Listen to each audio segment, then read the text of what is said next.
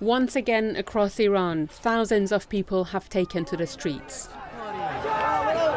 A poster of the country's supreme leader Ali Khamenei set alight and then torn down before the crowds push over the wall of this town hall in the city of Bandar Abbas. They're angry at unemployment, rising prices, and what many of them see as widespread corruption. It's the boldest challenge to the country's leadership in nearly a decade. The demonstrations began in the northwestern city of Mashhad, a key base for the most outspoken critics of elected President Hassan Rouhani.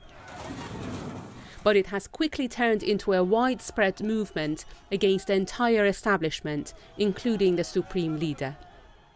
This is the biggest show of dissent in Iran since the post-election rallies of 2009. They were large in size, but limited to urban areas of the country, like the capital, Tehran. This time, the protests are more widespread, with towns and cities all over the country looking for social, political, and economic change. Authorities are continuing to suspend social media platforms out of fear they'll be used to organize protests. The BBC has received reports of text messages like this one being sent to people urging them not to take part. A handful of pro-government marchers are attempting to counter the wider demonstrations, but with limited information coming out of the country, it's difficult to gauge how many people are involved.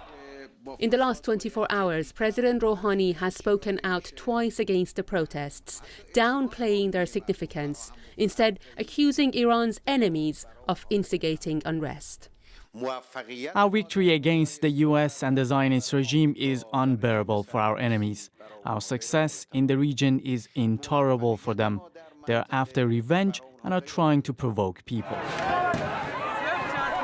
But his words have failed to calm the situation. In certain areas of the country, unemployment is as high as 60%, and reports of extreme corruption have Iranians frustrated and hungry for change. And tonight, Iranian state TV is reporting that a police officer has been shot dead. It's the first reported attack on a member of the security forces since the demonstrations began last week. A move that may escalate the confrontation between protesters and the state and potentially lead to more bloodshed. Rana Rahimpour, BBC News.